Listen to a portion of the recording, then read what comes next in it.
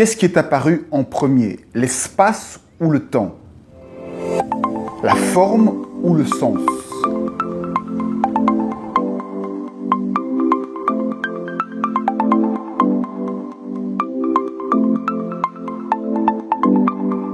Alors, pour savoir ce qui est apparu en premier entre l'espace et le temps, ou bien entre la forme et le sens, pour ceux qui ne voient pas le rapprochement qu'il y a entre forme et espace et sens et temps, je vous invite à revoir les vidéos qui parlent de qu'est-ce que la conscience et qui définit un petit peu ces rapports entre temps et sens et espace et forme. Alors, en réfléchissant à cette question, cela m'a permis de réaliser que la lumière, elle était toujours blanche. Ça veut dire quoi? Ça veut dire que la lumière, elle est toujours le tout, elle est toujours blanche et c'est l'information, la forme qui va filtrer et du coup réfléchir une autre couleur que le blanc. C'est simple, c'est le même principe que la lumière telle qu'on la connaît ici, la lumière qui va à 300 000 km par seconde. Ce qu'on voit ici, c'est pas ma main. On va parler du t-shirt. Mon t-shirt, ce n'est pas la lumière ce n'est pas de la lumière bleue qui jaillit à vos yeux. C'est de la lumière blanche que vous voyez, mais qui est filtrée par l'information qu'il y a dans la matière qu'il y a ici. La matière de mon t-shirt est codée de telle sorte que ce qui est renvoyé est la couleur bleue. On a donc un tissu qui a la propriété de filtrer la couleur. La matière, elle fonctionne comme ça. Elle filtre la lumière, elle filtre le sens. Si on va jusqu'au bout de ça, ça veut dire quoi? Ça veut dire que dans toute la matière qui existe au monde, eh bien, le sens, l'ordre, la signification est déjà codé dans la matière.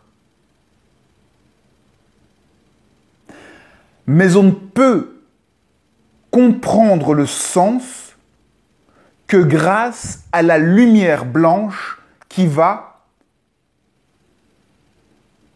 en tant que lumière, c'est du mouvement. C'est grâce au mouvement qu'on va pouvoir définir l'information. La lumière blanche est toujours blanche, elle va réfléchir sur le support qu'est la matière et va donner et va révéler le sens. La lumière révèle le sens de la matière. Le sens, c'est l'information qui est ordonnée d'une façon particulière. Dans le mot particule, on a le mot particule, ça veut dire que c'est ça la matière, ce sont des particules. C'est ça qui donne un sens spécifique, une limitation, une forme. La matière, c'est de la limitation de lumière blanche, si on veut. La lumière blanche, elle peut lire toute l'information, c'est son rôle. Elle n'est que mouvement qui va balayer, lire l'information. Ce qui est à retenir, c'est que la lumière, ce n'est que du mouvement. Ce n'est que des vitesses différentes. Et que des fréquences, si on veut. Et selon la fréquence et selon l'information, eh bien, des choses vont pouvoir apparaître, vont pouvoir être lues, vont pouvoir être vues. La lumière, c'est comme une tête de lecture qui va lire le CD. La tête de lecture, l'information n'est pas dans la tête de lecture. L'information, une tête de lecture, c'est un laser. Et le laser, il lit l'information en bougeant, en envoyant du mouvement sur la matière. Et ainsi, il révèle, il fait ressortir par le relief l'information contenue dans la matière. La matière, ce sont des 0, des 1, des 0, et ainsi, selon l'agencement de l'information, eh bien, la lumière va réfléchir l'information. Qu'est-ce que j'ai utilisé comme mot? J'ai utilisé le mot réfléchir. La lumière va réfléchir l'information. La lumière va créer du mental. En étant réfléchi, la lumière crée du mental, de la réflexion. C'est vraiment pas pour rien que ce mot a les deux sens.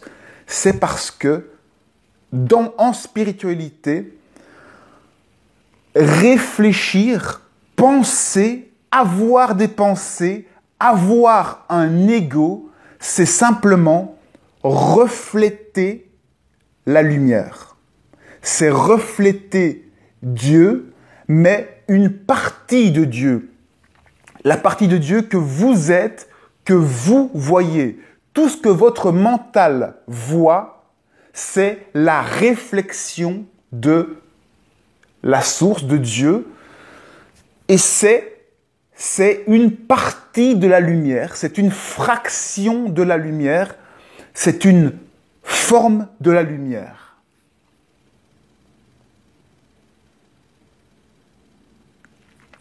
Donc, pour répondre à la question, qu'est-ce qui est arrivé avant, la forme ou le sens, la matière ou la lumière?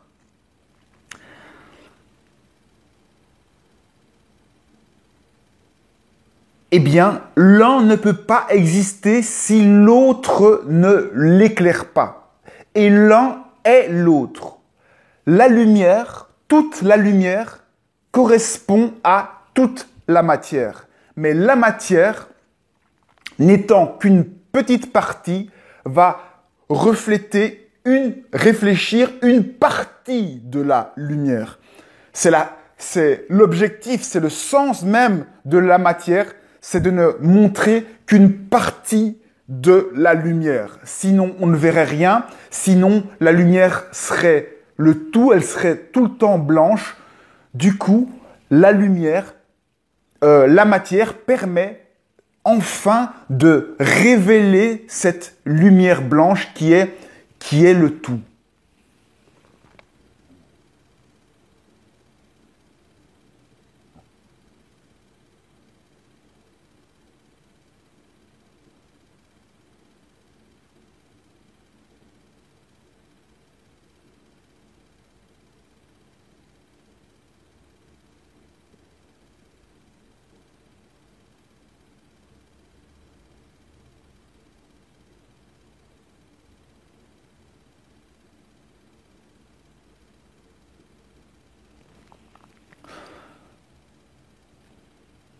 Notre mental, nos pensées sont donc une mise en forme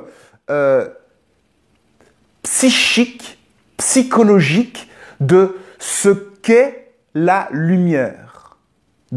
C'est la réflexion de la lumière. C'est notre idée de ce qu'est la lumière, une partie de la lumière. Donc, pour réaliser ce qu'est le tout, pour réaliser qui l'on est, eh bien, on peut le faire soit en réfléchissant de plus en plus la lumière au travers de la matière, de l'imagination, soit on peut créer de plus en plus de matière et de forme pour refléter ce qu'est la lumière, tout ce que peut générer la lumière, soit on peut aller dans l'autre sens et et être cette lumière, c'est-à-dire ne plus avoir de pensée, ne plus créer d'existence, parce que c'est ça qu'est la lumière fondamentalement, c'est de la pure énergie. Dernière petite métaphore pour comprendre ça, eh bien c'est simple, si une pièce est dans le noir, eh bien l'information, elle est là, elle est dans la pièce, il y a des chaises, des tables, l'information est dans la pièce et la lumière va éclairer l'information et donner du sens à ce qui est dans la pièce. S'il n'y a pas de lumière, eh bien on ne peut pas savoir ce qu'il y a dans la pièce. Et en même temps, s'il n'y a pas d'information dans la pièce, s'il n'y a rien dans la pièce, eh bien la lumière n'a aucun support sur lequel elle peut se réfléchir, elle peut apparaître, elle n'est pas visible. La matière permet à la lumière d'être enfin visible, de prendre forme visible, que ce soit une forme qui nous semble matérielle ou que ce soit de la pensée. C'est la même chose. La pensée n'est qu'un état de la lumière, un état de la matière.